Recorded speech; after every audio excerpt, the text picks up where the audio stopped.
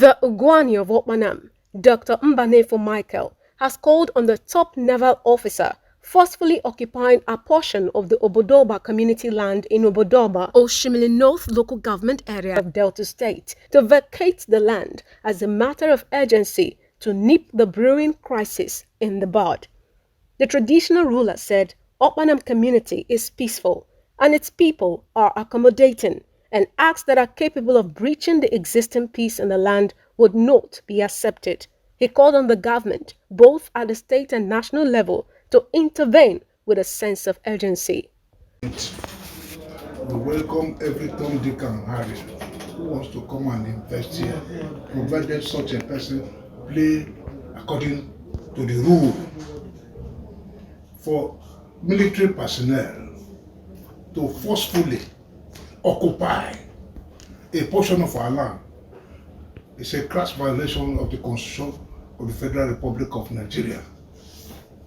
I know as an authority that it is not within the purview of the military to venture into land matters, talk less, going to occupy a place and begin to develop at the back of the owners of the community.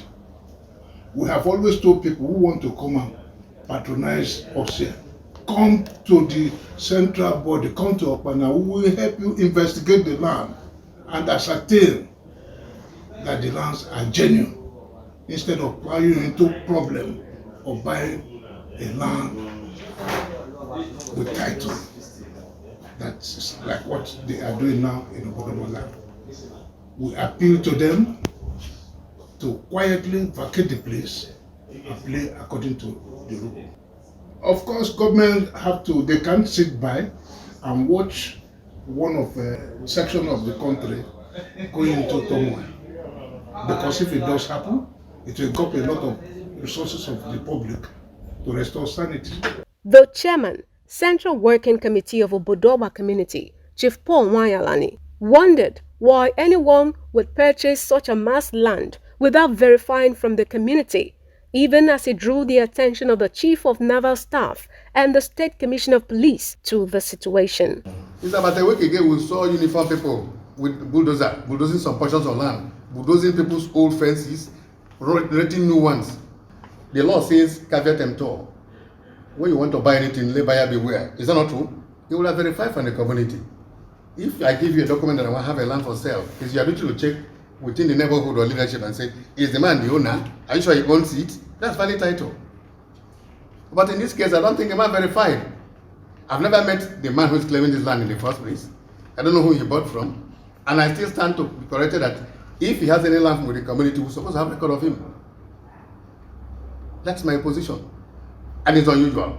If our people are not being restrained, they can invade here back and challenge them. So I wouldn't want to see what happened in Odi to happen here in our place. So we have no choice than to raise issues beyond this level to higher authorities so they can verify. It's not even the duty of police, army or police to even go and fight for land matters. It's outside their duty. Is that not true? Some of the boys here claim that the man said he bought from one or two persons who sold to him. The youth chairman who spoke here now said they received him. Now when they were paying some money that is due to the youth, they told him the different location of the land while they were developing somewhere after making the so-called payment. That's a clear case of mistaken identity.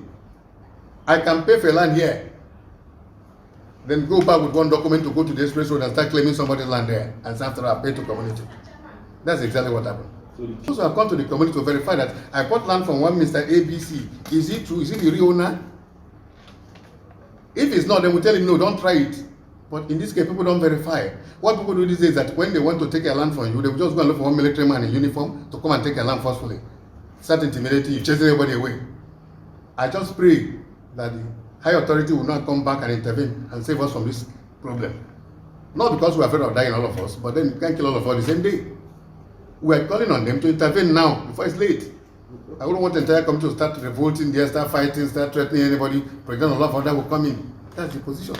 In a letter from the community, read by the chairman, Obodogba Community Youth, Mr. Abumujo Chukuma, while briefing journalists, he stated that the said naval officer was laying siege on a portion of the Obodogba farmland with a detachment of men and officers of the Nigerian Navy to trespass on the community land, in the process destroying economic crops and properties belonging to the community.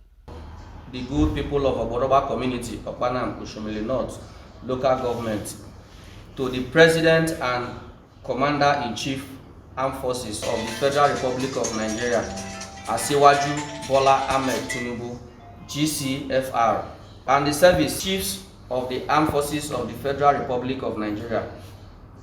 That said, we do hereby complain in intimidation being witnessed in our community. You know quite well, as much as we do that, it is outside the jurisdiction of the Nigerian Naval to venture into land matters, and do hereby call on the authorities to come to our rescue. Meanwhile, we assure you of our unalloyed cooperation in your march to deliver dividends of democracy to the Nigerian population. The attorney, Obodogba community, Engineer Samuel Mora, narrated his ordeal when he visited the site to inquire about the true identity of the man who had acquired the land and stationed officers at the site with construction work going on, adding that the officers on ground were aggressive to him. I personally was called upon at the instance when we realized that there were invasion in that area by naval or military men. I have my duties is to make sure and find out which of them are posted in that area by who. So I confronted the officers on ground, but they refused to give me details and asked me to walk away, or else they would deal with me. So I felt that because of their aggressive nature, I now felt that let me engage in, go to the barracks and tell the police, the army officers, military police, and they promised that eventually they send somebody there to go and find out what is happening. When we got there, he tried to interrogate them and they made some phone calls, but they became aggressive on me for coming back there with army. So they now cocked their gun and they begin to, try to engage myself, even though I'm with my police escorts. So I decided to leave the scene, and they followed me with their vehicle, aggressively. So I have to drive off the scene, and eventually had to brief the authorities of Obodogba community, Joba, and the executive land committee, and His Royal Highness.